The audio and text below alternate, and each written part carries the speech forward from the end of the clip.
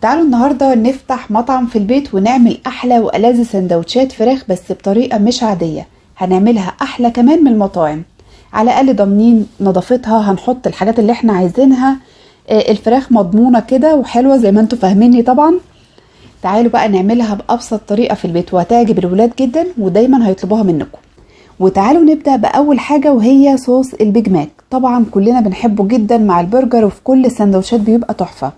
هنعمله بطريقة سهلة جدا. معلقتين كبار مايونيز، عليهم معلقتين كبار كاتشب، معلقتين كبار مستردة، شوية كده هوت صوص وده اختياري، انا بس عايزة الصوص كده يبقى سنة سبايسي، وعليهم قطع خيار مقطعاه صغير جدا، خيار مخلل، وربع معلقة من الحاجات اللي هقولكوا عليها دي، او رشة بسيطة كده ملح، فلفل اسود، توم باودر، بصل باودر، بابريكا.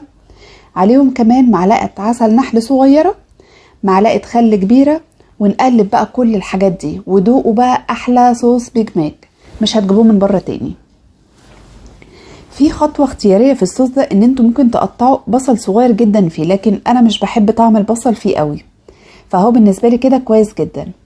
يلا بقى نروح على البوتاجاز. حطيت طاسة هقلي كده قطعتين بانيه، انا هعمل معاكم سندوتش واحد دلوقتي. وحطيت بقى في الطاسة التانية معلقة زبدة صغيرة وشوية زيت زيتون، وكنت مقطعة بصل. هفضل بقى اقلبه كده لحد ما يتكرمل معايا، وهديله كمان رشة ملح. في الوقت ده كان الزيت سخن، بدأت ان انا اقلي البانيه. دلوقتي هقلي معاكم قطعتين كده لان انا هعمل سندوتش واحد عشان اوريكم الطريقة. وهنستمر بقى في تقليب البصل مع رشة ملح كده بسيطة لحد البصل لونه ما يتكرمل، يدينا لون كده ايه حلو. ده بيبقى حلو جدا مع البرجر او مع سندوتشات الستريبس، سندوتشات بانيه. هو ليه استخدامات كتير جدا، انا تقريبا بدخله في كل السندوتشات، بيبقى حلو قوي كده. لون البصل معايا مناسب، هطلعه بقى في طبق على جنب. وحطيت كده بقى ايه كام شريحة طماطم كده، اشوم طماطم المشوية في السندوتشات بتبقى تحفة، ما بتاخدش اكتر من دقيقتين على النار. طبعا الطاسة سخنة مكان البصل فما تاخدش وقت خالص.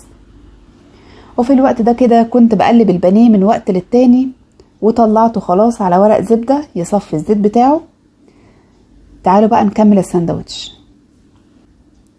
جبت بقى رغيف عيش تورتيلا مكان البصل والطماطم، هديله كده تحميصة، بس طبعا هديت النار جدا. وحطيت بقى قطعتين بانيه، وعليه شريحتين جبنة شيدر، وعليه بقى البصل المكرمل بتاعنا الحلو ده اللي بيدي طعم حلو جدا، وشريحتين الطماطم، شوية صوص من بيج ماك من اللي احنا عاملينه اللي يجنن ده، وكابوتشا. ونقفل بقى على كده، كده حلو قوي وزي الفل. نقفل بقى القنبلة دي على كده وناكل بقى على طول. هقفل من الجناب واقلبه واقعد كده ايه احركه بقى كل شويه، بس بالراحه عشان ما يفكش مننا. مجرد ما العيش بيقفل على بعضه خلاص بيبقى متماسك معانا. كمان الصوص مع الجبنه بيمسكوه، فما تقلقوش خالص، مش هيفك ولا يفرول ولا الكلام ده كله لما تيجوا تقلبوه بالشكل ده كده. هجيبه هقفل من الجناب، ممكن تقفلوه من تحت كمان، بس انا حبيت يعني ايه الحشو كان كتير شويه وانا بحبه كده، فقلبته بالراحه خالص واهو قفل معايا زي ما انتم شايفين. هقلبه كمان مره، انا عايزاه يتحمص كده شويه ويبقى حلو. جبت بقى ورقه زبده كرمشتها كده شويه، وهطلع بقى الساندوتش ده واحطه في ورق الزبده، وهلفه في فويل واضحك على العيال واقول لهم ان انا جايباه من بره. بصوا بعد الاكله دي لما فعلا كلوا قالوا لي احنا مش هنجيبه تاني من بره. اولا البانيه متبل تتبيله حلوه قوي، هنزل لكم فيديو لتتبيله البانيه بتاعتي. في كل حاجه طازه بقى، يعني معمول كده فريش. انا بخلي كل حاجه على جنب، وابدا كل لما حد يكون عايز ساندوتش بروح عاملاه له على طول. نقلي البانيه على طول والجبنه وكل الحاجات دي ما بياخدش مننا وقت خالص، وبس كده. وهنا كنت باكل لانه طلع طعمه جامد جدا، وبس كده. احلى والذ ساندوتش بانيه ممكن تجربوه. كمان تقدروا بدل عيش التورتيلا تعملوه في عيش كايزر، بيبقى تحفه جدا بكل المكونات اللي انا قلت لكم عليها دي، وبس كده.